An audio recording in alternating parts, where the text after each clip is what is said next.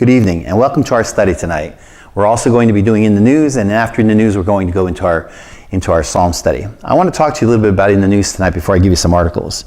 I'm about to share some articles about the coronavirus with you tonight that are pretty shocking. But first, let me give you my biblical opinion and point of view, not only of what is happening right now, but about the after effects of this crisis. We are watching, in my opinion, the catalyst to a coming one world government, a unilateral surveillance, a global economy, a breakup of the EU, possibly down to 10 nations, a change in religion as we know it around the world, and the emergence and the acceptance of a one world leader.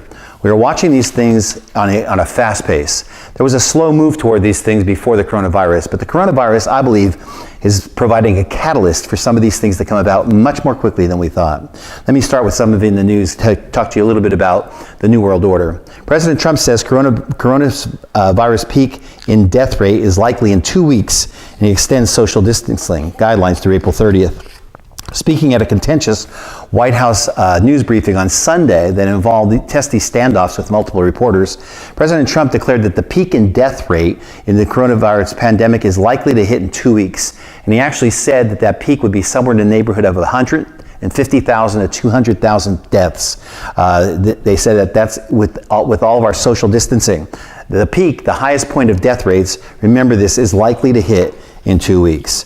He added that we can expect that by June 1st, we will be well on our way to recovery, and that's a lot of great things will be happening, he said. When asked about worst-case economic scenarios, if the country were to remain closed indefinitely, the president responded, "You're going to have a large number of suicides if that happens, tremendous numbers of suicides. You'll see drugs being used like nobody has ever used them before, and people are going to be dying all over the place." So it sounds grim, but he's trying to give you the facts as he knows it. As we continue on, just understand that there's other things that are happening also with this. Again, a lot of news about the coronavirus. This is Monday morning news briefing.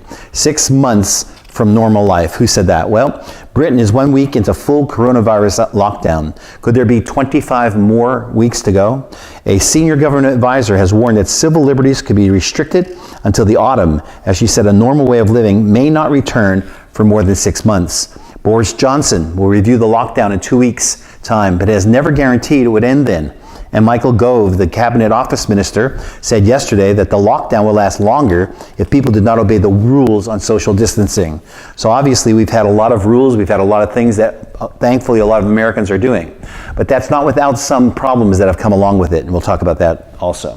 Let me give you this one, and this is happening right now. COVID-19, checkpoints coming. States begin monitoring their borders for outsiders.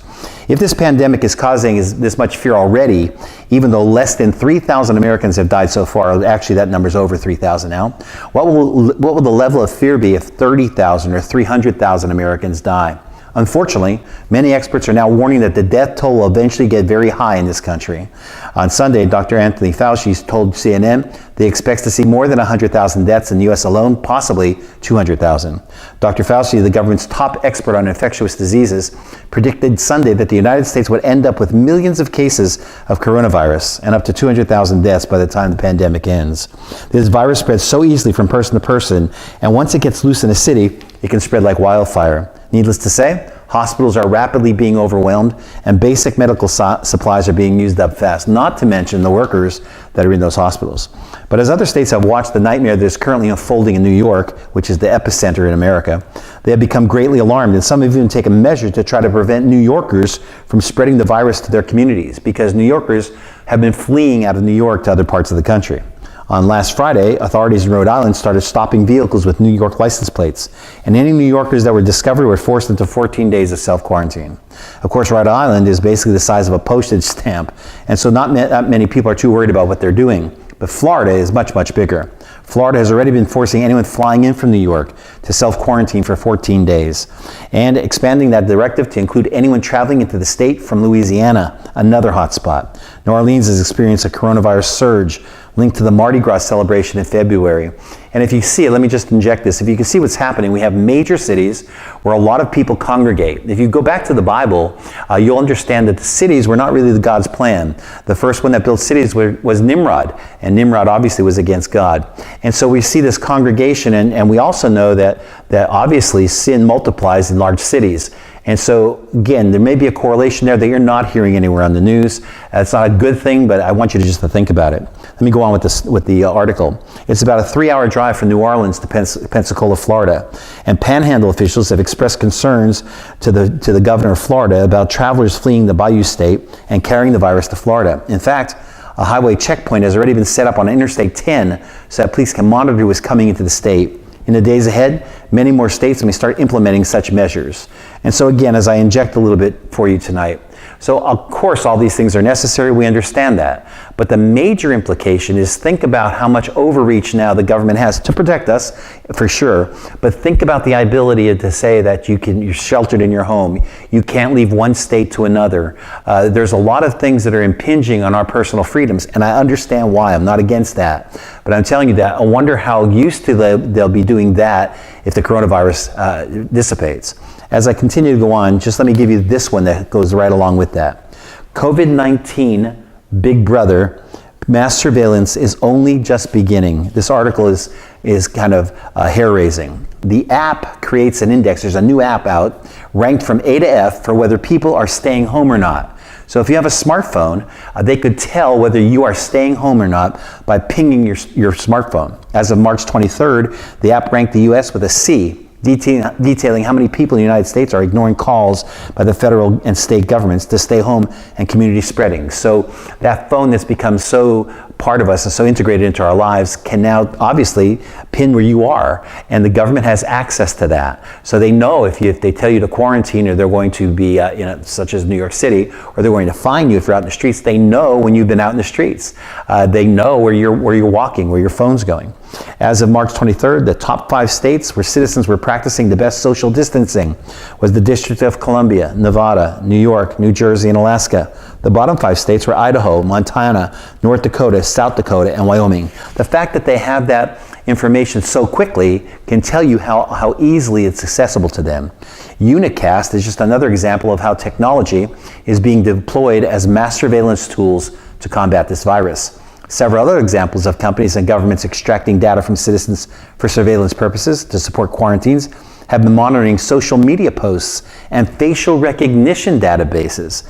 Ghost Data, a big data analysis firm, collected 500,000 Instagram posts in March, mainly from hard-hit virus regions in Italy that are in lockdown. The company was able to run facial recognition software on all images to identify people who are violating the country's quarantine orders. Let me step away from the coronavirus before I finish this in a moment. Now think about that. We understand the logistics of that right now.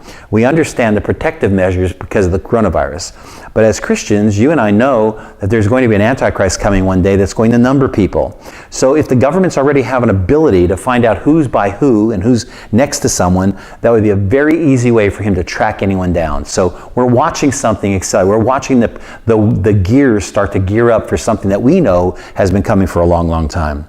Another technology company has joined the effort to support big governments in their quest to enforce full lockdowns with high-tech tools is telecommunications firm Vodafone. The company is giving European governments heat maps of location data to track mass gatherings. So you've seen those. You've seen the infrared maps where you can see a whole bunch of people and they can show there's many that are there. Imagine if the church had to go underground. Imagine if the church was persecuted. Imagine once this is done, the government can easily access where a group of people are. That, my friends, is something that is pretty scary if you think about it. The World Health Organization has widely supported the actions by governments to tap technology companies to unleash mass surveillance programs to fight the virus. So everyone's on board with this. And again, I want to reemphasize, in case anybody gets me wrong, I understand why they're doing it. I understand to control the coronavirus. But my question is where does this go after the coronavirus? However, monitoring the populace will, through invasive technology tools, will erode whatever freedoms people of the West have left, and will risk ushering in a more permanent dystopian surveillance system like China's. That's a secular article, and they see it very, very well. They're absolutely right. Let's go a little bit further, and let's talk about the EU, which we know the EU, just to give you a little understanding of it, European Union used to be the common market. When it first came out, people thought it was the beast. They thought it was the 10-nation confederacy, the revived Roman Empire. It quickly went to 27 nations, and people wondered how it fit into biblical prophecy. Revelation tells us that there will be a revived Roman Empire of 10 heads. And so we know that there's going to be at least 10 nations that are going to come together. Well, I've said it for a long time, Europe would have to scale down some of the nations. And in fact, that's exactly what's going to happen, especially because of the coronavirus. Listen to the articles, 2 of them. European leaders are reverting to the very nationalism they publicly claim to despise. Ever since the threat posed by coronavirus came into focus, Europeans have displayed precious little of the high-minded multilateral solidarity that for decades has been sold to the rest of the world as a bedrock of European unity. So the EU, what that is saying is this: the EU was trying to tell the world that this is the plan. We bring all these nations together, we drop all the borders. It's a type of globalism type of thing. But listen, in recent weeks, EU member states have closed their borders. They've banned exports on critical supplies, and they've withheld humanitarian aid. The European Central Bank, the guarantor of the European single currency, has treated with unparalleled disdain the Eurozone's 3rd largest economy, Italy, in its singular hour of need. The member states worst affected by the pandemic, Italy and Spain, have been left by the other member states to fend for themselves, totally against the EU Charter. The seeds of the European Union were planted in the ashes of the Second World War. In May of 1949, Robert Schuman, one of the EU's founding fathers, boldly announced the creation of, now get it, a new world order. He says this, and I'm quoting, "We are carrying out a great experiment, the fulfillment of the same recurrent dream that for 10 centuries has revisited the people of Europe, creating between them an organization putting an end to war and guaranteeing an eternal peace. The European Union, 7 decades in the making, is now unraveling in real time, actually in weeks. The EU's attraction of a post-national model for its own citizens, much less for the rest of the world, will have passed. Something else must take its place, and we know that. Recent examples, many of whom publicly espouse globalism, but in times of desperation embrace nationalism, opposites, include this. France, on March 3rd, France confiscated all protective masks made in the country. March 6th, the French government forced Valmy SAS, a face mask manufacturing near Lyon, to cancel an order for millions of masks placed by the UK's National Health Service. Germany, March 4th, Germany banned the export of all medical protective equipment, such as safety glasses, respiratory masks. German customs authorities were preventing a Swiss truck from carrying 240,000 protective masks from returning to Switzerland. So we see that even in the zones that were supposed to be cooperating, they're now shutting down. Austria, March 10th. Austria became the first EU country to close its borders to another EU country, obviously against the EU Charter. Austria's decision threatened to undo the so-called Schengen area, which entered into effect in 1995 and abolishes the need for passports and other types of control at the mutual borders of 26 European countries. I won't read you all of the things they've done, but let me just read you some of the countries of the European Union that have been closing their borders or shutting themselves off to other European countries. Slovenia in March 11th did it. The Czech Republic in March 12th did it. Switzerland in March 13th did it. Italy on March 13th. That's through the central bank president, Christine Lagarde. She dismissed calls by Italy for financial assistance to help it cope with the pandemic.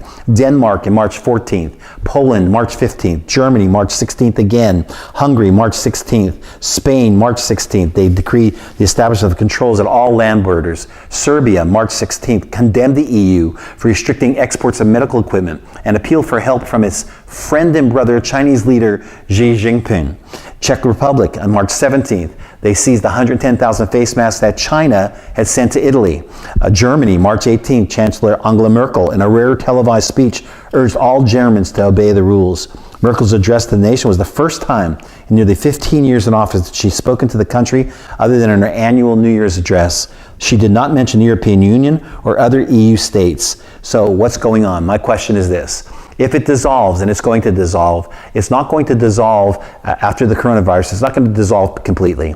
I believe you're going to see some nations arise, some nations pull out of the EU, and maybe then we'll see the prophecy fulfilled with these 10 blocks of nations that will come together. So again, coronavirus is the catalyst to do it. Let me give you another article on the same thing. It talks about the EU could be killed. COVID-19 is wreaking havoc everywhere, and especially in Europe. While the corona pandemic threatens global economies, experts say it will tear apart the European Union. Financially strapped Italy is on the front lines, with viral infections and deaths, and much of the rest of Europe is not far behind. What will happen if 3 or 4 or 5 or more national economies within the EU suddenly decline? Can the EU survive such a financial strain and stay together? What will happen when a number of European nations exceed the debt threshold set by Brussels. Experts expect the virus will create an even greater financial divide between Northern and Southern Europe. And man, that's where it might be. We might see them separate, and you might see that southern part of Europe, which would have Rome included in it, become part of that 10-nation confederacy. So instead of working in unison, this article says, European nations are applying health constraints haphazardly and closing borders, as I've told you just recently, to each other, erasing the freedom of movement guaranteed to EU citizens. Another serious issue is the level of control some European governments are assuming under the current extreme conditions. For example, Hungary's nationalist government submitted a draft law to Parliament on Friday that would enable it to rule by decree for an unlimited period of time, citing the corona emergency. And Hungary may be just the beginning. Opponents fear that once authoritarian measures are taken, they'll be difficult to remove even after the crisis ends. Let's underline that. This is what I'm talking about. It's after the crisis ends. What has been put in place that will stay in place? Goes on to say the pandemic is pushing European states toward a greater nationalism. As one source noted, what the coronavirus crisis reveals is that the member states of the European Union are failing. While such revelation might not spell the immediate end of the European Union, they certainly raise questions about the point of an organization that pledges solidarity as a founding principle, but abandons that principle in the moment it is most called for. The book of Revelation reveals that 10 kings or rulers, as I've told you, will eventually give their power and their authority to a single entity in Europe that is referred to as the beast. If you want to see where that is, it's in Revelation chapter 17, verse 12 to 13. And times such as these demonstrate how quickly, and that's my point tonight, some conclude that desperate times call for desperate measures. The COVID-19 crisis could contribute to a situation in Europe that will pave the way for end-time prophecies to be fulfilled. Let me go a little bit further and tell you what's also happening on the global scale. Growing call for a one-world government in response to viral outbreak. Former UK Prime Minister Gordon Brown has called on world leaders to, now get this, to form a temporary global government in response to the crisis. Now remember, when we're talking about a global government, we know that's the eventual outcome in Revelation.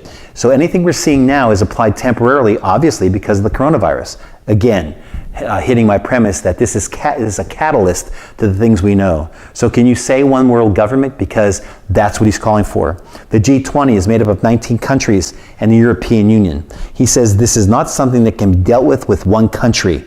He said there has to be a coordinated global response. In case you want to know those 19 countries, it's Argentina, Australia, Brazil, Canada, China, Germany, France, India, Indonesia, Italy, Japan, Mexico, the Russian Federation, Saudi Arabia, South Africa, South Korea, Turkey, the UK, and the US. That is the G20. He is appealing the G20 to have a one world government. And you know what that means? If there's a one world government, there'd have to be a one world leader.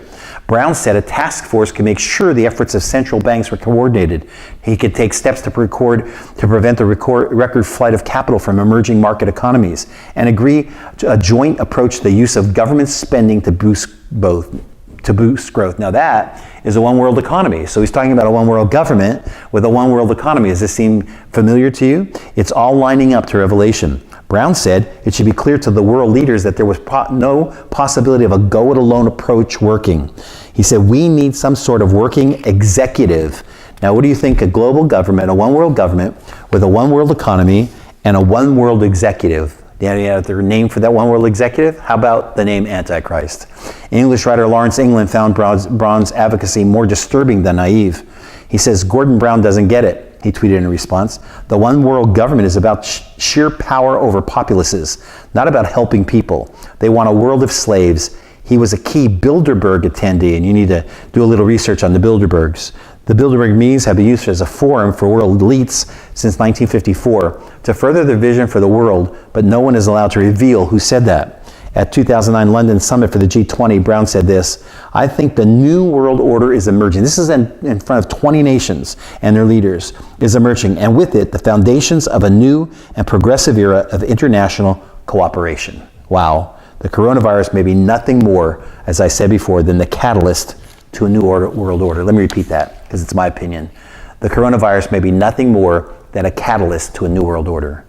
Let me give you another one. Growing calls for one world government response to the virus. It goes on. Christian prophecy experts have long warned that the book of Revelation reveals the eventual formation of a one world government. Will the coronavirus be a stepping stone to the fulfillment of that prophecy? Or is it a much larger event to happen known as the rapture? And that's what we used to think. It was the rapture that was going to make the world coalesce as one. But the rapture is coming, make no mistake about that. But maybe we're seeing the protocol of that one world government in this crisis that's a world crisis. There's a lot of things happening out there that we need to really be aware of. Let me give you a little bit further and go on and tell you a little bit about this. Let's stay on that. A group of Democratic senators, I'll go to economy right here. Everybody knows who that is, Bernie Sanders. Listen well, in the midst of this virus and this world pandemic, a group of Democratic senators have called for the United States Department to review its policy and give funding to the Palestinian Authority and Hamas. Democratic Senators Bernie Sanders, Elizabeth Warren, Patrick Leahy, among others, sent a letter to Secretary of State Mike Pompeo requesting that the government reverse its policy and resume giving monetary aid to the Palestinian Authority in Judea and Samaria and the Hamas-led government in Gaza. We are concerned, they said, that the administration is failing to take every reasonable step to help combat this public health emergency in the Palestinian territories, the letter said.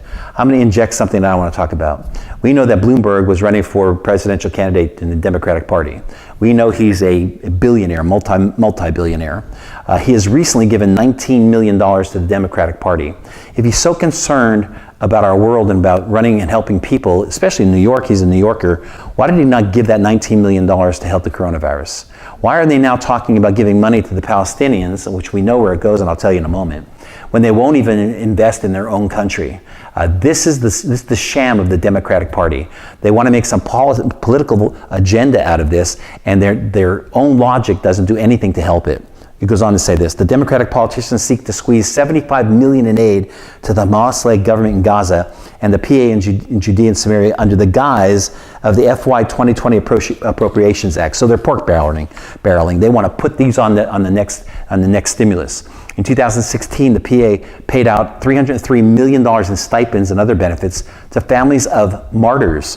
The funds are distributed by the Palestinian Liberation Organization, the Fatah. The families of convicted Palestinians serving in time in Israeli prisons receive $3,000 or higher per month, higher than the average Palestinian wage.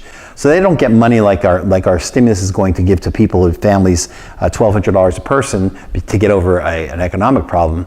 They give money to families who someone in their family has either killed or tried to kill an Israeli. That's really pretty horrendous. Any monies that go to Gaza must necessarily go through the government, which is run by Hamas. And Gaza receives billions of dollars of humanitarian aid, much of which is usurped by the Hamas government for use in terrorist infrastructures. Sanders, running for Democratic nomination to run for president in November, his support of the move is consistent with his campaign platform. In October, he said that part of the annual U.S. military assistance should be used to leverage Israel to fundamentally change its relationship to the people of Gaza. In other words, blackmail Israel. Don't give them money unless they do this and this and this, with some of the aid being immediately diverted.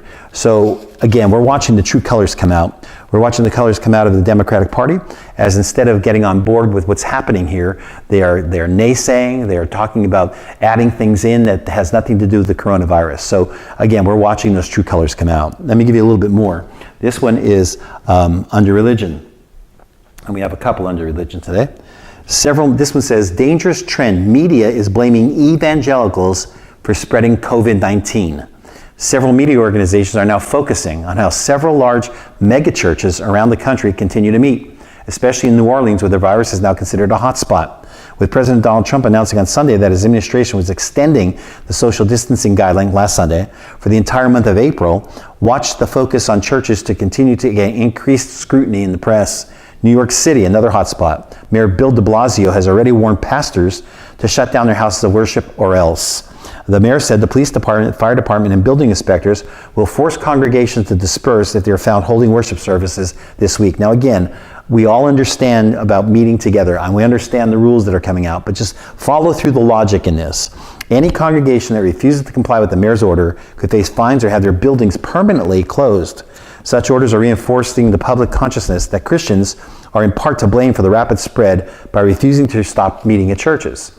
As emotions begin to run high, don't be surprised if other localities begin to issue orders such as New York has done in regards to church closures, which in turn will spread the mindset that if you need someone to blame other than politicians, those Bible-believing Christians are next in line. The media has often associated evangelicals with support for Trump, And now some are taking direct fire at the association in spreading the blame. The New York Times ran a disturbing piece last week with the title, and I would never tell you this unless I found this New York Times article. The title said, "The road to coronavirus hell was paved by evangelicals." It's subtitled, "Trump's response to the pandemic has been haunted by the science denialism of his ultra-conservative religious allies." According to Catherine Stewart, the author of the article, Donald Trump rose to power with the determined insistence of a movement that denies science, bashes government, and prioritizes loyalty over professional expertise. And by the way, she's talking about me, and I take offense to that. I do not deny science. I do not bash government. I bash people who are against us, and I don't prioritize my loyalty over expertise. Trump has surrounded himself with experts, but that's not enough. In the current crisis, she said, we are all reaping what the Christian movement has sown. Anti-God all the way down the line. Other articles in the media have already showed the seeds of such divisiveness when the White House previously released a picture of the vice president praying with the coronavirus task force in his West Wing office. After the task force prayer photo began circulating on social media, it didn't take long for some of the political left to mock the prayer or to take offense to it. Hermit Mehta, who writes for Patheos.com, Friendly Atheist blog, wrote, "It's not a joke when people say these Republicans are trying to stop a virus with a prayer. What else did anyone expect?" Mehta asked. Science? Reason? Something sensible? Of course not. If this virus truly becomes a pandemic, we're at the mercy of people delusional enough to think their pleas to God will fix the problem. So again, Christian bashing at its worst. Dr. Angela Rasmussen, a virologist at Columbia University, also criticized the prayer. Quote, "I have yet to attend a scientific meeting that begins with prayer," she wrote. Maybe she should. Thomas Chatterton Williams, is a writer with the New York Times Magazine, shared the photo on Twitter and commented that we are all so, and it's an expletive that I can't tell you about. So we're seeing a lot of ramifications that are coming out of this, a lot of true colors. Let me give you a little bit more as we go on. That was that one. Church leaders urged to prepare for a long-term shift in how people worship amid pandemic. Denominational executives are urging pastors to protect their mental health as well as prepare for a long-term shift in the way the church, that should be that picture, the way the church worships as the world struggles to respond to the new coronavirus pandemic that currently has no cure. Let me inject something here. The church is going to change. We also obviously know that church offerings are down. We obviously know when people are there, they give. When they're not that many give. So churches are going to have to change a lot of things they're doing. And I'm not sure all of that's bad. Maybe some of that's pretty good. But they will have to change. Doug Clay, General Superintendent of the Assemblies of God, said their mental health committee recently polled their pastors on advice for other pastors during the pandemic, and they developed a 9-point list of best practices which they are now circulating among their leaders. At the top of the list, pastors were asked to be mindful of their boundaries. So again, as we watch religion start to get shaped through this, we know that there's going to be a one-world religion, and we know somehow down the line the coronavirus is doing something to accelerate that. Let me give you this one. This is Franklin Graham. He says to Andrew Cuomo, "What about babies' lives?" Obviously, Andrew Cuomo is on television every day with his briefings. He looks like he's going to be a front runner if they have a contested Democratic election convention, and he is now being touted as the one that would step in. Personally, he's a lot more with it than Joe Biden is, so I'm not against that. But listen to what Evangelist Franklin Graham said. Evangelist Franklin Graham is urging New York Democratic Governor Andrew Cuomo to think about his declaration amid the coronavirus crisis, that human lives, he said, are not expendable, Cuomo did. Shouldn't that also apply to babies? Graham asks on Facebook in response to Cuomo saying at a daily briefing, quote, "My mother is not expendable, your mother is not expendable, our brothers and sisters are not expendable, and we're not going to accept a premise that human life is disposable." Graham commented, "I agree with Governor Cuomo on a high value of life and applaud his efforts to defend lives from the coronavirus. Yet he signed a law that legalizes abortion up to birth for nearly any reason." Great point. Amidst all this shaking that's going on, economically and globally, let me give you a little bit else that's happening. We watched it last week. We saw 7.1 outside the islands of Russia, the eastern part of Russia, 7.1 earthquake that sent a tsunami warning to Hawaii that was later called off. And now this. Earthquake shakes Boise, Idaho. 6.5 magnitude. That is Idaho's second strongest quake ever. There were at least 20 aftershocks, 6.1, 4.6, 4.4. According to a past Idaho Statesman research, the magnitude of 6.5 quake would be the second largest in history. So we are watching a whole lot of things shaking. Paul told us that the world is travailing in pain, and it is going through the birth pains. Let me remind you that birth pains for a woman, they get faster and stronger the closer she gets to deliver. Our world is about to be delivered. Let me give you something that's pretty interesting also on this. It's getting lost with the coronavirus, but this is the growing Locust Crisis. The Guardian reports that tropical storms have provided moisture to enable locusts to thrive in the arid North African desert. Storms that usually move through the region quickly have stayed longer and have become more frequently.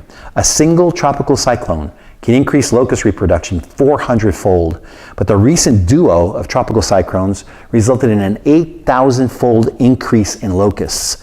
The United Nations Food and Agriculture Organization, FAO, has warned that the vast swarms threaten the food security of 25 million people. Listen to what's happening around our planet. The FAO's Locust Monitoring Service has located storms in at least 10 countries over recent months. One swarm recently reported in Kenya covered an area the size of Luxembourg. The fighting in Yemen and Somalia has made the situation worse by hindering locust control efforts. The current outbreak is affecting 15 nations in Northern Africa, the Middle East, and South Asia. If severe storms continue in the region, the likelihood of more devastating locust outbreaks remains high. Jesus warned us. He said, famines and pestilences will go hand in hand at the end of the age, Luke 21:11. And the book of Revelation warns that famine will contribute to the deaths of unprecedented numbers of people at some point in the future, Revelation 6:5-8. This devastating locust outbreak provides students of God's Word with an insight into how some Bible prophecies could come to pass in the future. So before I give you my last article, I want to tell you about this. People have been calling me, obviously a lot, asking me, what is this? What's going on? We've done some tapings of some questions that will be aired. One's actually being aired right now as I'm speaking at 6:30 from the Healing Place, then another one tomorrow night, and another one the night after, answering some of the questions. They're asking me, is this the last days? One of the things I said in one of the questions was, this is tribulation. Jesus said it's not the tribulation. There's a difference between tribulation and the tribulation. The tribulation fits into a 7-year period of the seals, the bowls, and the vials. But this is, the trumpets, the seals, and the vials. This is tribulation. Jesus said, you will have tribulation. If you believe in me, you will have tribulation on the earth. This is a tribulation. It's a tribulation that, for whatever reason has happened, there's lots of conspiracy theories out there, but whatever reason it's happened, God is always in control. Even the evil plans of man are going to be used by God for his full plan. And so we may just be seeing the acceleration of things, that signs of the times that Jesus said to look up because our redemption draws nigh. Let me give you one last one of encouragement for you tonight. Lessons from history. Being a light in the worst of times. That Bible verse says, the light shines in the darkness, and the darkness can never extinguish it. A little history about it. In the 2nd century AD, a great plague swept through the Roman Empire. Galen, the greatest medical expert of his day, the Dr. Fauci of his time, by the way, he left Rome for his country estate to ride out the pandemic and what he hoped would be safety. In fact, everyone left the city of Rome, especially the physicians, because they knew that nothing they could do would stop the disease. And if they caught it, they would almost certainly die. There was one exception to the people fleeing: Christians, an unpopular and sporadically persecuted religious minority. They ran to the plague, and they ran to the plague-stricken areas instead of away from them, to care for and to comfort the sick and the dying. Galen, who found Jews and Christians interesting, though gullible, notes that Christians acted this way because they had no fear of death, believing that if they died, they would pass into a better life. A century after Galen's plague, another horrific disease spread across the empire, known to historians as the Plague of Cyprian. It was named after a bishop who described it in detail. He explained that when people became ill, their families would take them out and throw them into the streets to die, as if by hiding their deaths, the families could avoid death themselves. Once again, the exception was Christians, who went out and ministered to those dying in the streets, once again at a great risk to their own lives, and once again confident that if they died, they'd live again.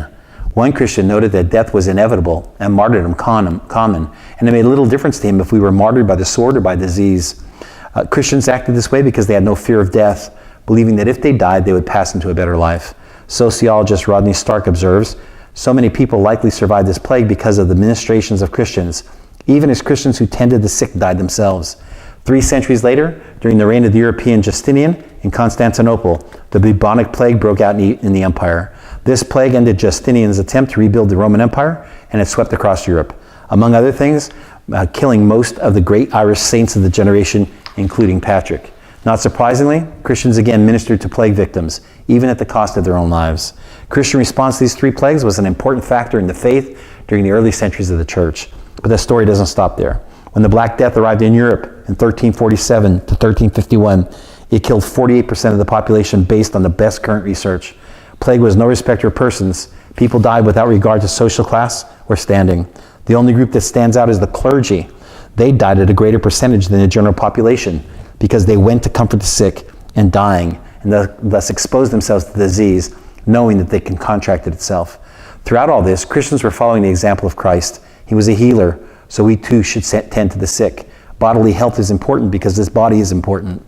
And so everywhere the gospel has gone, it has brought hospitals. But our bodily life in this world is not of ultimate importance.